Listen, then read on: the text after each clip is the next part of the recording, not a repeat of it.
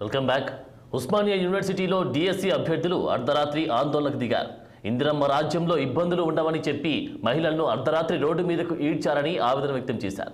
నిరుద్యోగులకు 2 లక్షల కొలువులు ఇస్తామని చెప్పి అర్ధరాత్రి రోడ్ల మీద కూర్చోవడమే కొలువులా అని ఆవేదన వ్యక్తం చేశారు. ఇది కాంగ్రెస్ మా నిరుద్యోగులకు ఇస్తున్న బహుమానం.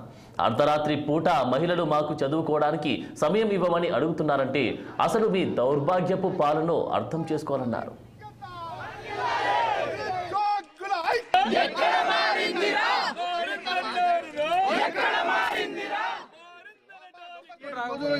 విద్యార్థి నిరుద్యోగ సమస్యలపైన ఆందోళన చేస్తా ఉంది.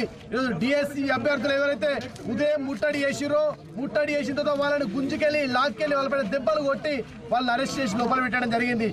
పోనీ కనీసం అరెస్ట్ చేసిన తర్వాత వాళ్ళని విద్యార్థులుగా నిరుద్యోగులుగా డిఎస్పీ ఆస్పిరెంట్ చూస్తుందా ఈ ప్రభుత్వం, ఈ పోలీసులు అంటే ప్రశ్నిస్తా ఉన్నారు. ఎందుకంటే వాళ్ళకి కనీసం మంచినీళ్ళు ఇవ్వని పరిస్థితి. ఒక విద్యార్థి చెప్తున్నారు, అన్నా మేము ఛాయ్ తాగని పోతే వాడికి ఛాయ్ అని చెప్పేసి క్యాంటీన్లో పోలీస్ క్యాంటీన్లో ఛాయ్ చేయని పరిస్థితి. అంటే దారుణమైన పరిస్థితి ఈరోజు తెలంగాణ పోలీసులు అవలంబిస్తున్నారు. రేవంత్ రెడ్డికి విద్యార్థి నిరుద్యోగులు డిఎస్పీ ఆస్పిరెంట్ అంటే భయం కాబట్టే పోలీసులను ముందు పెట్టి ఈ గేమ్ ఆడుతున్నాడు.